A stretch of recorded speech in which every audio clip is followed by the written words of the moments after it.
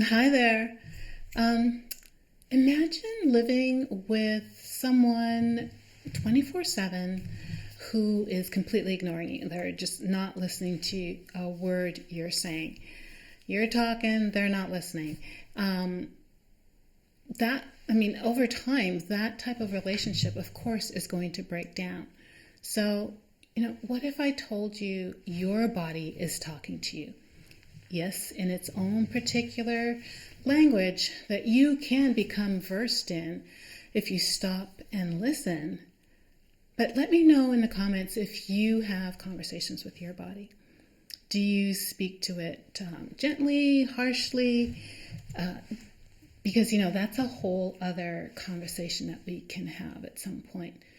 But before we go any further, if you're new to my space here, my name is Karen. I am a holistic health practitioner. I have 15 years in the field.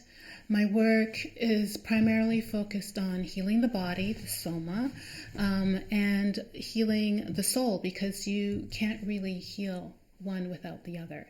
And so the body, like the soma, why is it talking to you?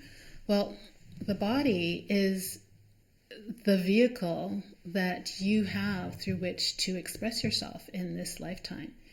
It comes with all the information of your previous lives. It's imbued with all the memories of all your different life experiences.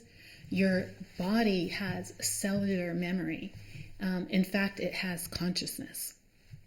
So in his book, The Body Keeps the Score, Bessel van der Kolk tells us about the fact that the body holds on to past trauma event experiences that haven't been resolved. If the trauma memory hasn't been healed, the body holds on to the mechanism, the coping mechanism that it used at the time to get through that traumatic experience, that event.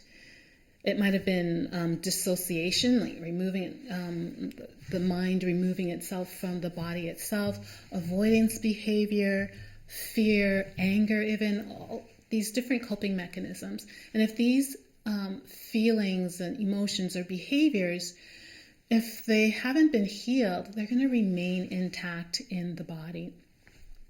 So this is one reason why talk therapy alone isn't enough to, deal with trauma that's held in the body. Some form of somatic healing is needed. So right now, let's come back to something I spoke about in my last video, which is awareness.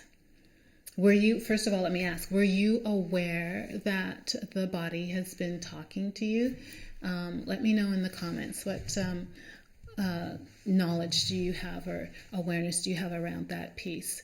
In my last video, I spoke about awareness as being something really important, an important skill to have in order to support yourself and the deep subconscious, who's using the body as its primary way of communicating with you to express its fears, its concerns about unhealed past wounds. If you're unfamiliar with what I'm speaking about here in terms of the deep subconscious, go back and watch that video. It'll be somewhere around this video. So having the awareness that the information from prior ailments or challenges from other lifetimes, or even this lifetime, forget about other lifetimes, there's already a lot going on in this lifetime, but all of that's encoded in your cellular memory. But having that awareness that that's the fact, that helps you to more effectively address the issue. You're not simply addressing the symptoms that may seem like they're, similar to other folks' symptoms. You're aiming at the root cause of your issue. So this is the major reason why there isn't a one-size-fits-all solution to health. Everybody's personal history, of course, is going to be unique, right? And therefore, each root cause is unique. And attending again to that surface level type of those symptoms, again, may at best bring some temporary relief. But if you're not addressing the root cause, then there may be looping patterns. So again, in that last video, I asked to have you think about your life and any sort of patterns of things repeating themselves that you're not particularly pleased with. That might be, those might be signs that there's some unhealed issues that need to be attended to. So the body, it's the container for our history. On the conscious level, we're oblivious to that for the most part. Thank goodness. I mean, it would just be too much to be coping with. But the body is keeping the score, right? It's storing those memories for you.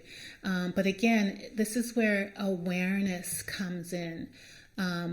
If we are listening to the signals of the distress, like, are you paying attention? Is there overwhelm, overload? Are you also listening for signs of safety and health? I mean, sometimes we focus only on what's not working the way we desire, right? But acknowledging where there is health in the body allows us to be able to use that potency, that resource of health to support other areas of the body that's needing some resourcing. So let's pause now and listen to what your body might be communicating in this moment.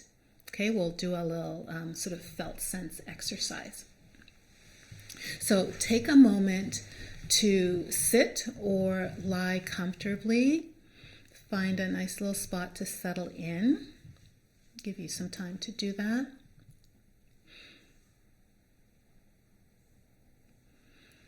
And close your eyes if you feel comfortable doing so.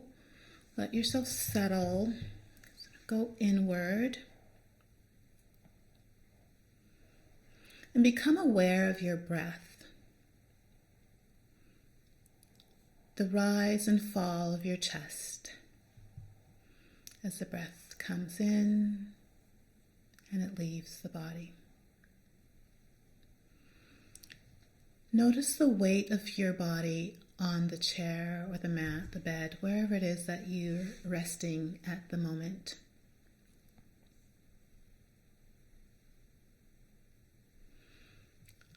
Are there areas of tension in the body? If so, observe them without judgment. Notice the level of intensity of this tension or sensation.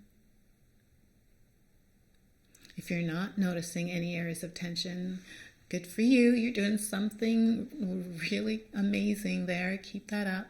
But simply be with the body at this moment.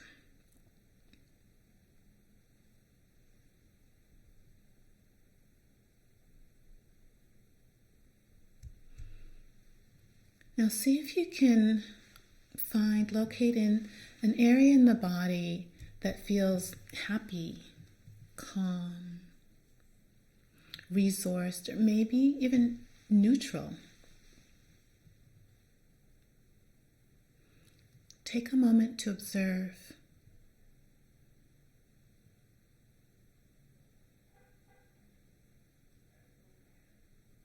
If you're unable to locate a resourced or calm place in the body, maybe bring to mind a place, a person, even an animal, or a moment where you felt supported, comfortable, safe.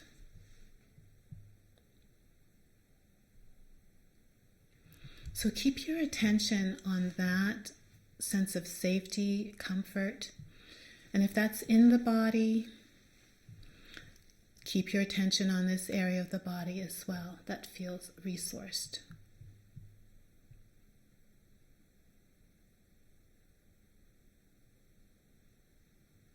And notice how it feels.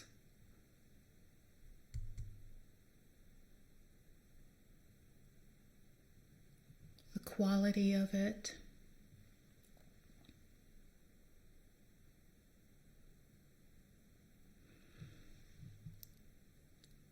And now come back to the area in the body that was holding that tension or discomfort.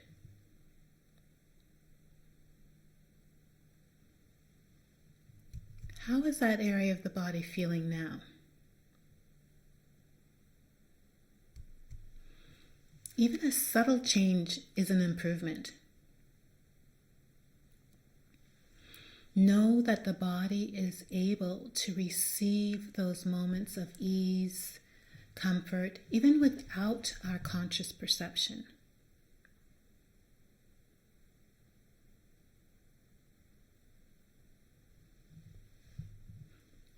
So now begin to bring your awareness back to the room, to the space around you. Listen to the sounds, feel the surface of where you're resting. Wriggle your fingers, your toes, your wrists, your ankles. Gently rock side to side as you're coming back fully into this space. And when you're ready, open your eyes. Take a look around the space that you're in. Take in the objects.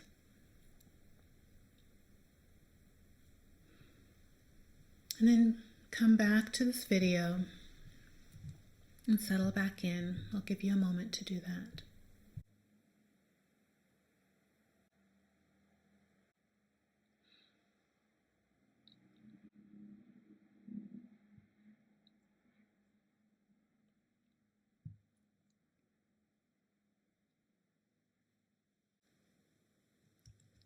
So how was that exercise for you?